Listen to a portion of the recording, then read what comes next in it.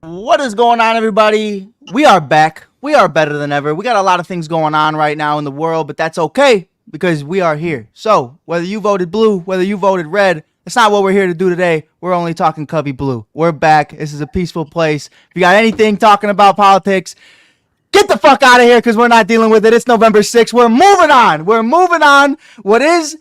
What isn't. We're here with the dogs, two former roommates. Now, Iowa Cubs, Connor Noland, Caleb Knight. This is Jim Cross. I am Mike Hughes. You are listening to Pros and Joes, brought to you by In Off the Bench Podcast and Give Us a Shot Network. So make sure, give us a shot.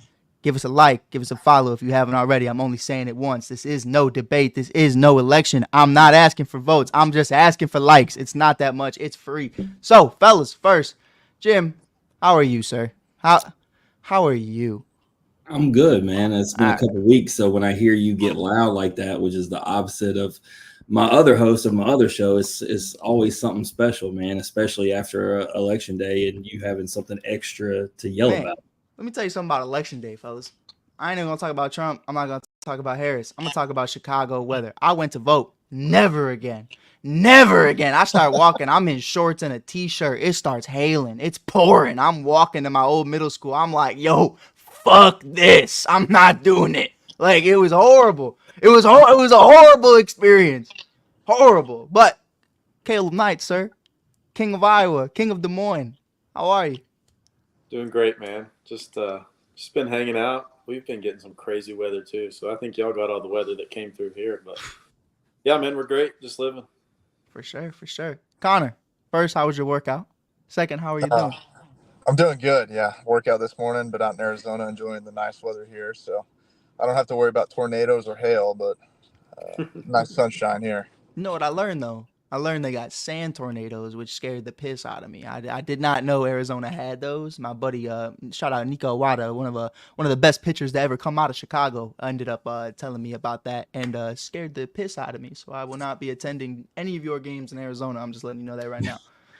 I think it's called a haboob. Isn't that right, Caleb? Oh, you just got educated. I've never heard that name.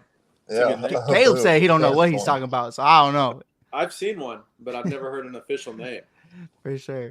It is. I just like it sounds. Haboob. It Haboob. is. Haboob. You love to see it. Storm.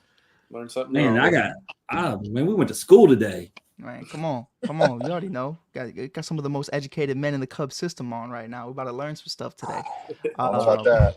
I mean, Connor still went to Fayetteville for his education, man. Stop. Hey, look, don't get the facts get in the way of a good story, you know. But look, I want to talk to you guys, man. You know, LA versus New York World Series.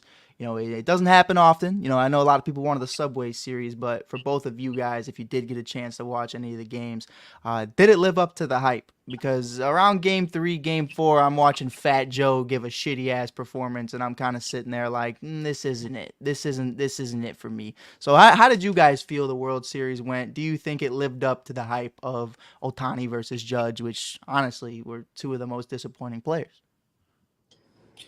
I don't think it quite lived up to the hype, and that's kind of where I didn't really have a team to root for, but I was rooting for more games because I love watching like elimination baseball, and it's like that's just where I got the point. I was pulling for the Yankees at the end just because I wanted to see it get to like a Game 6, Game 7 situation, but I feel like it didn't live up to the hype at all. I mean, it's kind of the Freddie Freeman show, and Fall belongs to Freddie. That's just what it is right now. Yeah. I mean, if only somebody came on the airwaves and said he was going to be the X factor and it was going to be over before the series started. And then I got told by Ike Irish from Auburn, because it was on Pros and Joes, oh, he's hurt. He's not going to be a factor. Well, I ran that clip over and over, Mike. See, but I also remember you saying that he didn't have to be the X factor because of how good the roster was, and then he ended up being the X factor. So I think Freddie heard what you said and was like, bet that, checkmate, I'm going to be the X factor. You know, we can spin it any way you want. But look, I'm talking to Connor right now. Connor, how you think the World Series went, brother? I'm going to be real honest. I don't think I watched an inning of baseball. That's okay. The season ended, and I was kind of checked out of watching baseball. It's football season. The Arkansas Razorbacks are in the middle of their season. Tuned into that. But yeah, Freddie Freeman, absolute dog. Mm-hmm. I kept him on Twitter. Athlete here, Mike. That was a quarterback too. Man, come on. And Sampson is not in the Heisman candidacy right now, which I know has Randy Jowers pissed off. And I'm pissed off about it because the fact that they're not talking more about this man. We're talking about Shedeur Sanders. I don't care about Colorado. No one cares about Colorado. Let's be so real. If you're not a 12, 13-year-old kid with different colored Skechers on, you really don't care about Colorado. We're not worried. Like, let's be so real. But as look, a Saints fan, I seen him on the mock draft board today, and I don't want nothing to do with that. I know. I saw that he was on the Cowboys mock draft board too, and I was just kind of like, first of all, they just paid Dak $1 bajillion to be mid. So like, I don't know. Same thing with Carr to not be mid. So yeah, Carr's pretty mid, brother. I ain't gonna lie to you. But no, I'm talking about the team is mid. We're at the bottom. Oh man, but remember when we were on the show in week 2 and you told me you had the best team in the NFL? We were 2-0, man, with a point. Yeah, I remember that. That was awesome, Caleb. I bought into it. You should have seen him, brother. He was talking all that ish. Now you got guys like Chris Olave, don't even know where he is half the time. But look, we're gonna get a little political here. Just a little bit. Blue versus red, real quick. Shohei Ohtani versus Mike Trout. Look at Connor. Oh, you can breathe now, Connor. We're not going to ask no politics questions. But look, me and Jim have been going at it left and right. I'm like, I think Ohtani is creeping up. Ohtani's right there. He's in that GOAT debate. You know, we talk about it all the time. Who is the greatest baseball player of all time? Ohtani, to me, man's throwing 105 and pumping 450 to the gate, taking it to the crib every single day. But, you know, played the same amount of playoff games as Mike Trout. Can't really say anything. Boom. First year with the Dodgers, World Series champion. Boom. Strikes out Mike Trout to win the World Baseball Classic. Damn near the same year. For you guys, who is your GOAT right now between the two? And if not, how far do you think the gap is? I think if you throw in the pitching side, I mean, talking about greatest of all time, I think you got to go with Ohtani as far as just all-around baseball player. Now, if you take away the pitching side and just go as far as like a position player standpoint, I think they're very close. I mean, I'm kind of with you as far as like the playoffs. There's nothing there to really separate them. And I mean, as far as like day-to-day player, I mean, I think I would probably pick Trout just because of his defense capabilities, maybe a little bit more. But overall, though, you include pitching and everything in baseball. I mean, to me, it's got to go to Ohtani. For sure. Connor, what you think? I think it's a little too early to decide. I mean, Trout's been doing this for what? 14 years. Thank you. 14 years. I mean, if Ohtani does it for 5 more with pitching and hitting, then I think it's going to be a shoe-in for him. But as of right now, just like that, I know who was the one taking care of the other one when they were roommates, because Connor's wild. I don't think so. He was correct in his argument. You got 14 years of consistency versus 7, Mike. It's very simple. And, you know, because you keep talking about this whole pitching hitting thing, when we get off here, I'm calling Paul. I'm going to tell him to pick the bat back up so he can do both better than your boy. Sure. But look, here's the thing. Remember what Caleb said, and this is where I am in the argument, right? Like, again, I know everybody watching right now is here for the fellas, but you're going to hear Mike for about 2 seconds. Just hear what I got to say, and I promise you I'll stop yapping. Maybe, possibly, probably not. But with that, they're really close if you take away the pitching. Then we take away the pitching. Why are we taking away the pitching? You know what I mean? It's like, yeah, Justin Fields is kind of close to Bo Nix. Oh, yeah, but by the way, Justin Fields runs 20 miles per hour and he rushes over 100 yards a game. Oh, by the way, you can't just take away the pitching. You know what I mean? Like, and that's the point, is like, he is a dual threat. This man's out here throwing 105 and, like I said, hitting bombs, going 50-50 on a down year. And you know what? I'm just for shits and giggles, just to go at it with Jim. 14 years of what? Being awesome. Being awesome. Team sucks, Jim. Team's horrible. Teams are garbage. Look, team's so bad, Connor disappeared. Like, what? What are we talking about? Did that work? Look, hey, Caleb, look, on your right, yeah, that's the Angels in October every year. Right there. That was the Cubs forever. See what he does? He don't want to play. One title to 11. You keep talking about the recency, but you sure don't want to count the numbers altogether. Just saying, brother. 2016 for. Hey, look, I got to bring up something, Mike, that has nothing to do with that. I want to talk to Connor while he's back for a second. I was thinking back, Mike, because we've had Dylan DeLucia on both shows. Yes, sir. How many ever times, right? But one thing I like about Dylan is he doesn't sugarcoat anything. And Connor, I got to tell you about the conversation me and Mike had with him. We were like, so what's the deal, man? You going in the draft or you coming back to Ole Miss? And he straight up said, I'll never pitch that good again as I did against Connor Noland in my life. He's like, I'm going right now while my stock's at its highest. And I was like, I love it. Dylan didn't even lie on here because that day Connor was doing everything he could. And Dylan, man, he reached in the bag and was unhittable. Yeah, that was unbelievable to watch. Just every time I went in the dugout, you come back out and it's like, another 0. And then, after 9 zeros, you're sitting there like, we're not winning this game. But yeah, he's I'm ready to go a home. stud. It's actually been a trend, I think, in Omaha, man. The semifinals matchup has really been the championship. Tennessee, Texas A&M this past year was finally, I thought, the best 2 teams. But I thought LSU, Wake Forest, when you had Lauder versus Skeens, I thought y'all against Ole Miss with you against Volusia. I feel like the best games have been coming out of that semifinal matchup. But I know we're talking minor league baseball today, but I'd be remiss if I didn't bring that up because Dylan owned it. I think if they were to match up again today, Mike, it would not go the same. I think it's very different. Dylan's still in A-ball, though. In A-ball. Yeah, Dylan's also had not a harder path, but Dylan's had some setbacks a little bit. But who knows? He might have a few more ticks to his velo after all that's said and done. So I'm excited to see what he's got to bring in the next couple of years. Well, Connor got 12-5 win-loss ratio, 3.49 ERA in total, 134 innings pitched. Man, a lot of innings getting in there. 116 Ks, 25 starts. Got it broke up over AA, AAA, Mike, and it's pretty even, man. Massive success in both. So Connor, man, I asked you how you feeling? Like, obviously, you got to be feeling good. A lot of success. You've obviously climbed the ladder, man. How are you just feeling overall about your performance and then the ability to, like I said, when you're pitching 134 innings, you're getting it in out there? Yeah, that's the biggest thing, just staying healthy. I mean, you see it a lot in minor league baseball. A lot of guys get hurt early, going into spring training. So just surviving spring training and getting out to season is a big deal. So having 2 successful seasons of being fully healthy and kind of seeing each level. I mean, I started in high A and made it all the way up to AAA, and the game's different. Hitters are different, approaches, and seeing how the game adjusts as you move up is the biggest thing that I've learned, and how to pitch around guys and not just throw strikes, but know when to throw strikes and when not to. And it's a big chess match out there. I mean, a lot of guys have a lot of pop, and you're not going to get hurt on singles. So you're going to get hurt on home runs and extra base hits. So navigating a lineup.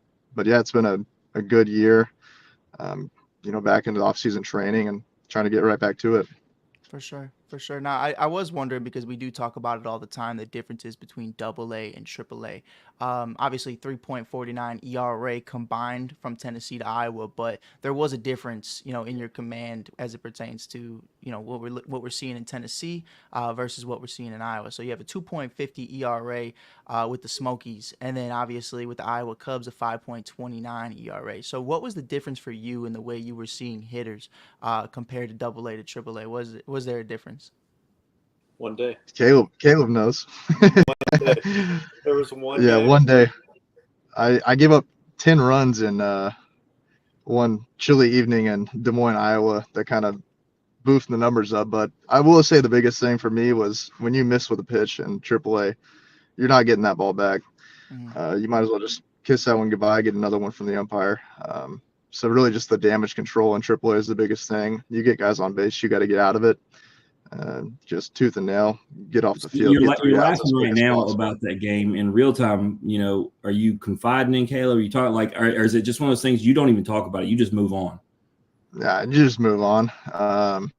It happens. It's baseball. There's good days. There's bad days.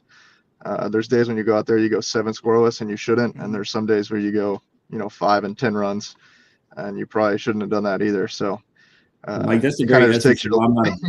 That's why I'm not a baseball player. If I gave up 10 runs, that's not why you're not a baseball player. Well, I'm not good either. But I can't handle failure, dude. I couldn't go back up there. I'd be such a head case. It's a game of failure, brother. The guy goes 3 for 10, and he's one of the best players in the league. That's what I'm saying. That's why baseball wasn't for me as a kid. I didn't like it.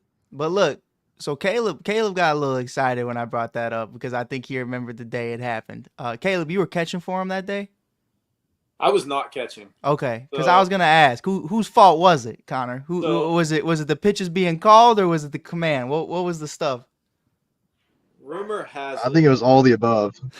Rumor has it. has it that we don't have clarification on this, and we're not sure. But we had a major league rehab that day, and he wore the pitch comm system a little different, and we think the other team might have been hearing the pitches, but we're not sure because I mean it was you could put Trout and Ohtani hitting back to back to back to back, and I don't think they could have done what I mean. It was unbelievable. Honestly, just like him laughing about it, it got to be kind of funny because it was like.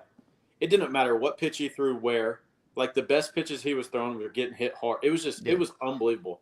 At what point do you kind of like – are you guys talking about that, though, like with the pitch comm? Like, is that in-game you guys are like, I think they know, or are you talking about it later on? We didn't really think about it during his outing, but it was the next two pitchers after him went through the same thing. That's when it kind of got like, oh, okay. Okay. Yeah. Once there was 22 runs on the board, that's when it was like, yeah. In like 2 or 3 innings. Who gave up 22 runs, Connor? Well, partly me. Yeah, come on. The Iowa Cubs in a 5-run rainout gave up 22 runs. That's insane. But you know what? That's just a random Tuesday, brother. You forget about that the very next day. You know what I mean? So, but you know, man, we got a lot of stuff going on right now in Iowa. And before I throw it back over to Jim to kind of break down more stuff with you, I do want to ask. You know, you're one of the better pitchers in this system right now. You're in Iowa. When I was talking to Caleb, man, I mean, the bats are slamming. Sometimes I'm in Wrigley Field sitting in the bleachers. I'm watching us get blown out, and I'm like, man, this sucks. And then I'll go on my phone, and I'll be like, yep, Iowa just dog walked another one. And it's just like all of these bats. So what has it been like for you, whether that's BP, practice, whatever the case may be, to see all of these bats coming alive at the same time? You got guys like Matt Shaw, James Triantos, obviously Kevin and them are also there as well.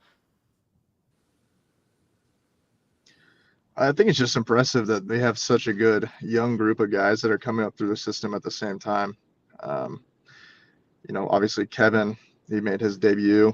Mm-hmm. He's been tearing it up, just super athletic. And then guys like Matt Shaw and Triantos are just gamers. I mean, any count, any time of the game, they could do some damage. So I think it's just different. You know, every day there's something new that you're going to see with those guys. And then you got Moses Ballesteros, just smoothest swing in the system, and he's just a freak. So he's fixing to lose that home run derby, Mike. Nah, not at all. Connor doesn't know. So we got a $10 bet right now on who wins Arizona Fall League MVP. He's got Brock Wilkins. I got Moises. You keep saying MVP, home run derby.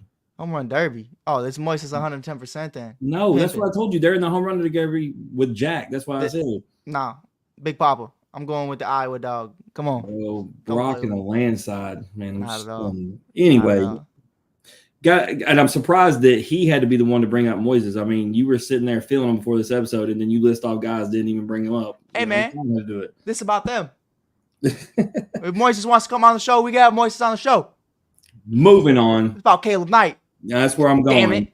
Caleb, man. All right. So, like I said, you know, learning about you, you know, realize that you're a veteran in the system, but you talked about it, moving up to AAA, you know, earning your opportunity. But man, just talk about the minor league grind for you and just working to get to where you are right now. Man, it's been an adventure. You know, I came in 2018 as a undrafted free agent. Before being an undrafted free agent was kind of cool, I guess. You know, now it's like, oh, it's pretty regular, but no. So I always tell everybody I was a 41st rounder. Like, that was back when the draft was 40 rounds. But so, I mean, from day one, it's pretty much been a grind, you know, just kind of grinding through, always being kind of in that backup role. And, you know, and like, I mean, I've been with so many great, talented guys. It's like my first few years in the system, I was behind Miguel Amaya. Mm-hmm. You know, I was always backing him up and behind him. And it's just been, you know, it's not the ideal situation, I feel like, what somebody wants to come in and do. But, I mean, I've enjoyed every single second of it. And it's been a grind at times, but I've also just kind of embraced my role. And, you know, and it's like, I may not be getting as many opportunities on the field as I would like, but I like to do whatever I can to try to make an impact, you know, to those guys like off the field, you know, with Amaya coming up. And then with Pablo Aliendo was another one I was with for a few years, who's an absolute stud as well. And then, you know, and then even with Moises, you know, I was with Moises this whole year. And it's like, if I can't do it on the field, I want to be as big of an impact to those guys I can off the field, and just you know, help with Moises being a young guy who obviously is a plus hitter, and then is developing like his career will take him as far as he wants, and with how far he's developed as a catcher already just over this past year was truly unbelievable. And it's just like I like to try to just take pride in helping him in any way I can, just learning. Like even he caught Connor a lot, and I would always have conversations with him about pitch calling, and how to understand and like the game plans and that kind of stuff. So I just kind of took it into my power to not really get bitter or selfish about anything like that going on with me. But, it's like just every single day I want to help however I can, whether I'm in the lineup or not. So it's been a grind, but I've also figured out how to find the joy in not being in the lineup every single day as well, and try to have an impact on the team.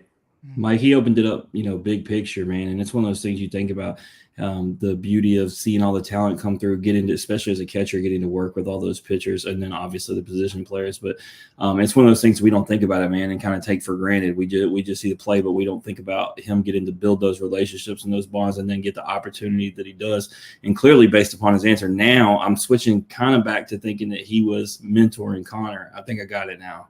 No, for sure. For sure. We'll get into the roommate stuff in a little bit. But no, I definitely get into that. And I've covered Caleb for several years now. And I think one thing we always talk about is keeping the main thing the main thing. And it's not that Caleb doesn't have the intangibles to be that. But, if everybody in this league, including Connor or whoever, tries to be Shohei Ohtani, your career is going to be very short-lived. So doing what you can to stay in the game, do whatever that may be. Well, swinging that bat in when he got up to Triple A, batting average went up. The home runs started coming. So you asked Connor the question, Caleb, I got the question. You got to Triple A, you start hitting dingers, dude. What happened? Dude, I mean, I feel like the biggest. He don't even have an answer. He's like, I did the same thing I always do. I mean, really, it was just. I feel like I hit AAA pitching better because I feel like AA is really hard as a hitter because you face really, really good stuff that's just who knows where it's going. And to me, I'm a very patient hitter most of the time, and having the smaller strike zone, having the ABS and stuff was huge for me too because I was able to go up there and be a lot more patient. Whereas in AA, I'm up there, I'm playing once a week maybe. So I'm up there trying to make something happen. And not really I don't want to walk. A walk's not going to get me in the lineup the next day. So I'm up there trying to force things to happen.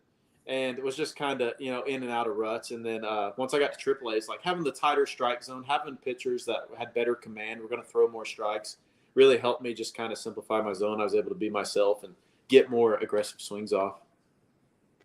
For sure. No, I'm definitely with you, and we definitely saw you on the Iowa Cubs page a few times. Can you take me through your walk-off and what that felt like in the midsummer?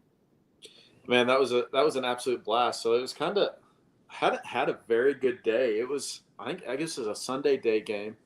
It was hot. I think I was like 0 for 2 on the day, and then I sack bunted twice. My last 2 at bats, I sack bunted. And I executed the bunt both times. We ended up taking the lead. Then we ended up blowing the game in the 9th, going into extra innings. And, it was hot. The pitchers were killing me. I was blocking ball after ball after ball. And I walk up there, and they got the situation done. I thought I might be bunting again. And then Darius Hill executes, gets the runner over to third. And I was like, all right. I was like, do whatever it takes to score this run. I don't even care. I knew it was a little guy who was throwing a little cutter, and I went up there and I was like, hit something to the outfield and got a good pitch to hit it, and it just flew right on out of there. It was a blast. So that was a good time. That was my first ever walk-off homer in my career. Ever. Ever. That's first ever walk-off homer, yeah. I'd had a couple walk-offs, but never a homer. Yeah, that's sick. That's absolutely sick. No, I saw that picture of you where they're trying to take off your shirt the whole time. They're like, it's going viral for like 2 weeks straight on minor league baseball. So I was like, ooh, Caleb Knight, the celebrity, the superstar now. Hey, the ladies love it, But before we get back into baseball, I do want to talk a little bit about you. Obviously, we saw your post the other day. It was a little emotional. It had me going. But duck hunting. I want to kind of get into duck hunting. I didn't know you were going to duck hunting when you said that. I had no clue what you were talking about. Yeah, well, Caleb, man's best friend. Caleb did a lot of stuff with one of the greatest dogs to ever do it. So we want to give him and his dog, his Flowers. But I definitely do want to talk about your off season, brother, because it's not conventional. It's not a normal off season to where it's like a lot of guys just look at Connor. Connor's just hanging out in Arizona, hitting the weights, doing his thing, Planet Fitness. Hit the lug alarm because this guy's out here flexing on everybody. But then you go across the pond and here's Caleb, 4 a.m. duck hunting. So take me through that, man. I know we talked about it a few years ago, but what got you into that, and what's it become for an off-season tradition for you? Yeah, man. So I was probably 10 or 12 years old, and one of my dad's friends asked me if I wanted to go duck hunting. I'd never been, didn't really grow up hunting, nothing like that. And so it's like, yeah. So we went over to his house. He has like a nice like little hunting ranch, and we went and stayed in his little he had like a hunting cabin out there. We went and stayed in it, and he took us out and went duck hunting, and had an absolute blast. But what I really fell in love with was his dog. He had like a Chesapeake Bay Retriever, and I just thought that was the coolest thing, watching this dog sit in the blind and just work and go get the birds and everything. So I was like, you know what? Like, that was my favorite part of it. So I told my parents, like, hey, I want a dog. They're like, no. You don't know how to take care of your dog. You don't know this. Like, no, I want one. So I think when I was 15 or 16, they got me a dog. Bought me a yellow lab, and that was Heidi. She sadly passed away yesterday, but she had an incredible life. But yeah, no, that was it. So I got this dog, had no idea what I was doing. Read a book, trained her on my own, and 12 years later, yeah, she's finally left us. But she probably picked up over 5,000 birds in her life. But that's what made me fall in love with it. Getting back on subject was just working the dogs, and it's like I had her, now I have another golden, and I have another one I'm training as well. And that's what gets me going every morning. I could care less to put a gun in the boat. I'm not out there to shoot. Like, I go find the birds. I load up my dogs. I take all my boys, my friends, whoever wants to go, whoever's around, and we go out and, try to get on some birds. And that's my favorite thing. I've started a little brand called the Bullpen Outdoors that I run all my content through and everything. I'm through social media, and it's been a blast. I've gotten a bunch of hats made and kind of been getting them out to the guys. But yeah, that's what I come home and work with my dogs. We have about a month here. I live 100 yards from the lake. So I walk them down to the lake every day and train them and work them hard. And then hunting season actually opens up this weekend here in Oklahoma. So we're getting ready to go and about to go chase them till the end of January. That's exciting. I can't even get my dog to sit, brother. And he's 10 years old. He's been around forever. Like, he's at that point where he's just like, no, dude, fuck you. Like, this is my house. You just live here. And I'm like, all right, well, it is what it is. Connor, man, before I throw it back to Jim, off season. What does the off season look like for you outside of baseball? You said it straight up. World Series, didn't care for it. Didn't want any part of it. So what are you doing in your spare time to kind of get by? Yeah, I'm playing a lot of golf out here in Arizona. Try to get out there pretty often. But I'm about to head back to Arkansas. I'm getting married in 2 weeks, so that's going to take up a little bit of time. Go kick my feet up on a beach somewhere and probably relax for a little bit. But a lot of golf, a lot of kicking the feet up, and just hanging out with all the buddies that are out here. And going back to Arkansas is always a good time, seeing family and just taking a little time away from baseball. Jim, what do you think it is about the baseball cats? Because I feel like I'm 24, brother. I'm 24. If you're talking about, look, because Billy Amick, married, every single one of them. All of them, just Brock Wilken, they all, dude. Mm-hmm. Every one of them just got engaged. What do you think it is? It's just the beauty of the diamond, right? It's just a great place to go propose. It's like, man, look, I'm gonna hit a dinger and then I'm gonna propose at home plate. Like, I think it's interesting though, man, because y'all have that life, Connor, where you are constantly on the road. So it's an interesting time to do that. But I think it solidifies if anyone can make that step, then, they're clearly ready. And you'll find out if you're not. But I'm happy for all the guys. I mean, it's cool to see them do it. Mike, you're going to probably be single till you're 40. It's all good though, man. Hey man, that's cool. You know what I mean? Jim, you are 40, so I don't give a shit. Like, Jim, you're old now. Like, I'm young, brother. You know what? One thing you can't buy? Time, brother. I'm here, brother. I'm ready. I'm ready to go. I'm ready to run a marathon today. You walk down the stairs and you hear that creak in your neck and you know it's going to hurt tomorrow morning. So I'm living, brother. Pretty sure I had a better gym session than you today, but that's all good. I had Cheerios today, brother. I haven't had nothing else going on. Like, I'm in my off season. Because you decided to talk bad to me, I'm gonna ask Connor your favorite question. You started. Take it from you. Connor, who's been someone, that's been a mentor, coaching wise that you've been able to pick the brain of and just really help, tweak and change things and have success? Oh, we have a lot of great coaches in the Cubs. Sheesh. Well, maybe it's not a Cub. I mean, is there a certain player? Like, there's always, when we talk to guys, there's always this one or two people that they feel like they can go to when they need advice, working on their mechanics or, doing things to improve. Yeah. Typically when I need stuff, I go back to some of the guys I had at Arkansas. We had Zach Barr and Matt Hobbs there, obviously. And Zach Barr is really good with pitch design. So, I get some videos and during season and send them over and see what he thinks. So it's been good to have the feedback, obviously, from the Cubs, and then you get some outside opinion too. And I think the more things you can have in your ear, the more you can kind of sift through the sand and find what really you need to change. So that's been a good resource for me. For sure. Because you're someone who watches, Arkansas sports, you were talking about earlier with football, and I know you do the same with baseball. How much fun, obviously I'm sidetracking, how much fun was it to watch Hagen Smith this year? He's a freak. He's an absolute freak. This is a guy that, Mike, he used to mentor him. I remember because they came on the same season and Hagen was a freshman. And then now, like, Hagen is just, evolved into something, like you said, it's just unreal. Mm-hmm. Yeah, I mean, I think he's always had it in him. Obviously, young guys in SEC, I mean, it's a tough spot to be in. And I think that kind of molded him to be able to do what he did this past year and just tear it up. And, I mean, probably one of the best seasons historically for Arkansas. I was at Globe Life Field for the opener against Oregon State when he struck out 17 of 18, and that's the best performance I've seen. It looked way too easy, and that was the thing. It was the Oregon State lineup that was a top 10 lineup, so it wasn't like just some dudes that weren't very good. I mean, he was mowing down a top 10 team, and I mean he was dialing it up, and everybody got mad when DVH pulled him, right? Like, it was like, it's his first game, right? You can't just throw him a complete game right out of the gate. But it's like, man, just let this kid keep going. For sure. Yeah, I thought they should have just let him roll the whole way through. But, it's early in the season. Got to protect the arms. And without a doubt. Connor's my kind of guy, Mike. Just, hey, let him go, man. Cut it loose. We getting this thing. Come on. Would you pull Mike, who was it got pulled during the no this year after 7? It was Skeens, wasn't it? Skeens. Was it Skeens? It was Skeens. Yeah. Yeah, Connor, no chance. No chance. No chance. You're staying out there. If you have a no-hitter, perfect game, I don't care. Workload management, whatever. Yeah. You're out there to win, and if the best chance of winning is leaving that guy out there, let him roll.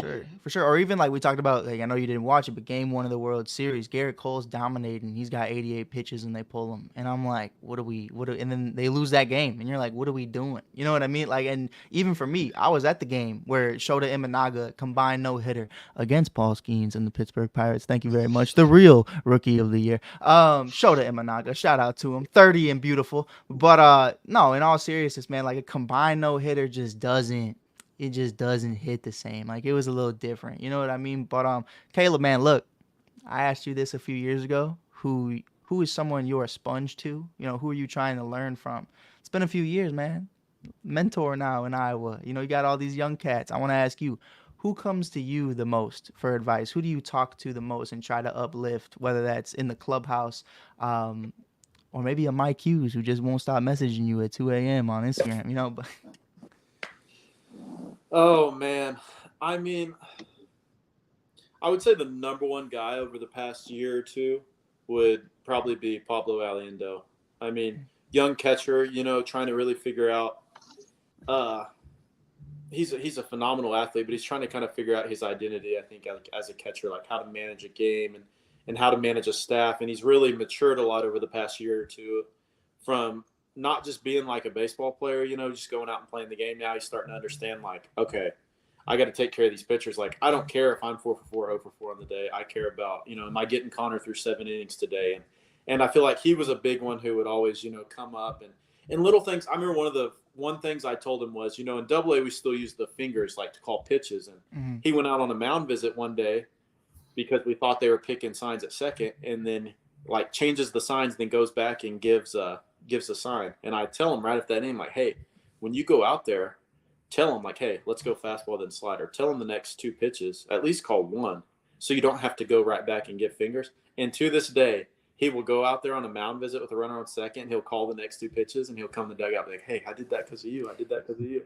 But just little stuff like that, just little parts of the game. But he's definitely one of the big ones that I feel like I've done. And then even like as far as in Iowa, like Triantos was a big one. Triantos would always come up and ask me, little situations about the game, and he was one I really like to talk to and try to mentor him some. But just little parts here and there.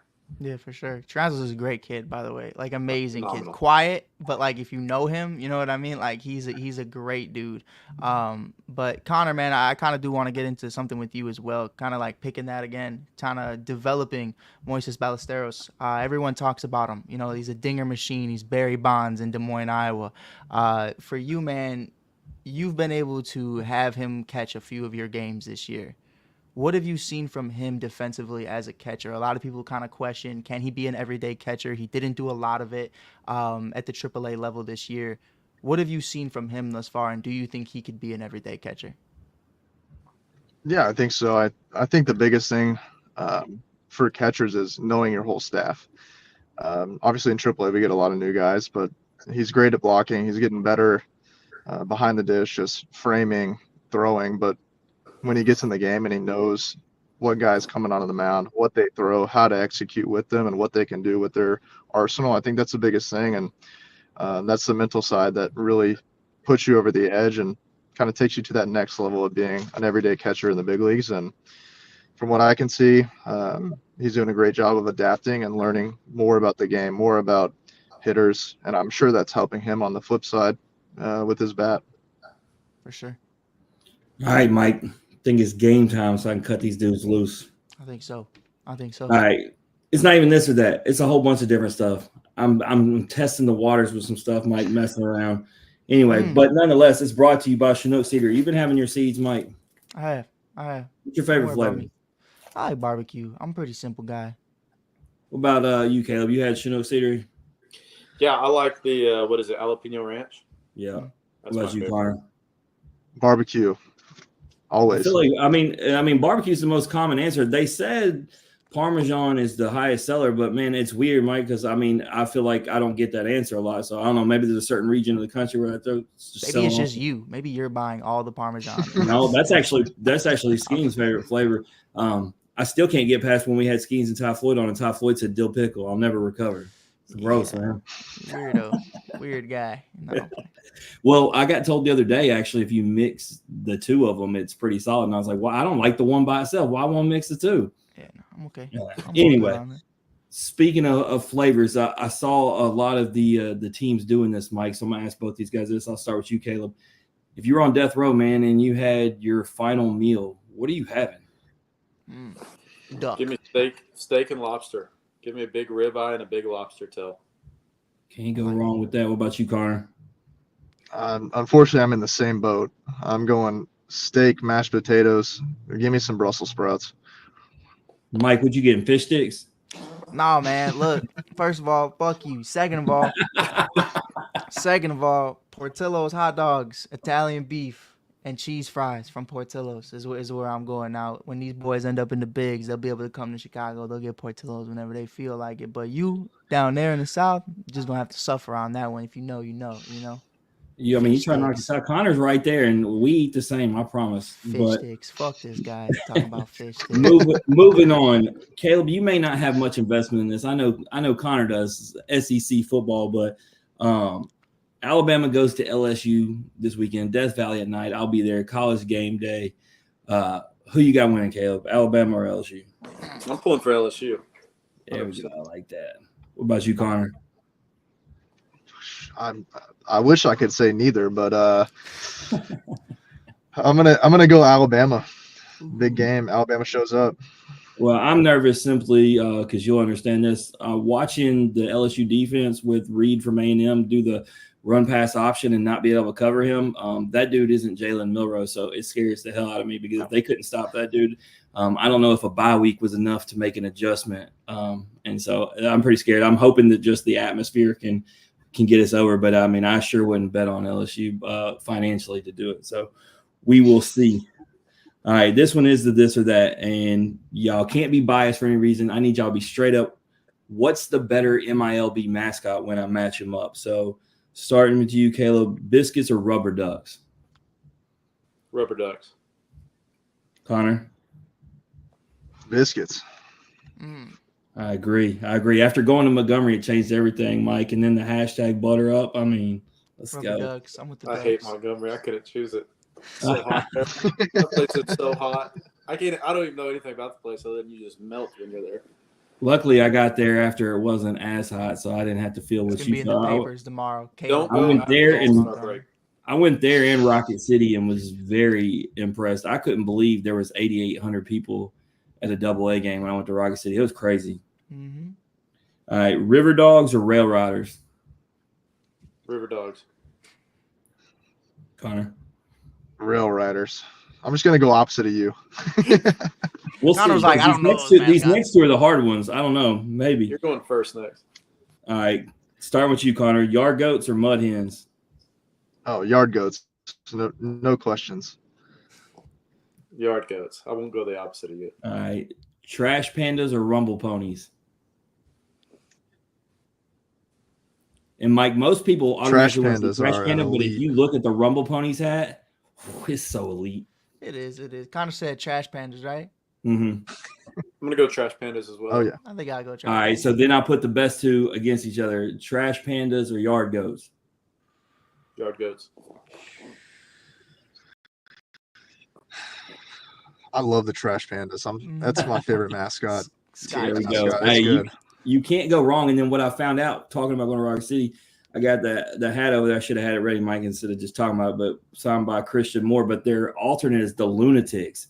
Yeah, And that one's tough. That one's psychotic. That one's good. But I mean, minor league mascots are, and that's kind of my beef, Mike, with y'all, because the AA and AAA is the same, basically. Like, why can't we get something different, bro? Talk to your people. Talk to your people. But shout out, I do have the hat on, even though I'm a Cardinals fan. Yeah. There we go. Love to see All it. right. Love to see it. Last one, I'm going to get deep. Daniel came up with this idea, Mike. It's not going to surprise you at all. I'm going to start with you, Caleb. You're the old man of this duo. So you find a book and you begin to read and discover that it is about your life. You get to the point that you are at now when you realize it. Do you keep reading and find out, or do you throw it away? No, I'd throw it away. Connor? I'm reading the whole thing. Dude, they are opposites. I love it. What about I'm reading the back Caleb? too. Caleb, what if there's, so Daniel threw this caveat in, what if there's only a couple pages left? How are you living life? I'm living. I'm blowing it out. Doing the same Bank thing. account emptied. Yep. No, you have to, bro. That's literally how I feel. I think I wouldn't read anything other than the last page. I just want to know. I'm a very paranoid person. I'm with Caleb. I don't want to know, man. I just want it to live out, and I'm hoping there ain't just a few pages. I'm throwing the book out. It'll be like Mike Hughes hit by a bus. The rest of my life, I'm hiding from buses, but you're not gonna see me on the street. You ever seen Final Destination, Mike? I have seen Final Destination. Destination. So when he's expect, that's what you'd be doing. But no, I'd have to, because of temptation, though. I'd probably have to like literally burn the book. Yeah, I think you have to. Just because it's like then you're gonna start changing shit, and it's just not gonna happen naturally. But we appreciate you guys coming on, man. Before we get you guys out of here, I want to ask both of you one last question. Connor, going into 2025, what's something you want to add to your bag, add to your repertoire that we haven't seen already? I don't know if I'm going to add a new pitch. I already throw too many. I think the biggest thing for me is just adding velocity and kicking up the strikeout rate. I think that's the biggest thing for me, just sharpening the curveball and the slider and going from there. For sure. Caleb, Iowa, Barry Bonds, I should say. What are you looking forward to add in 2025? My biggest thing to add by next year is my receiving. I'm going to hammer that all off season and really, really try to clean up my framing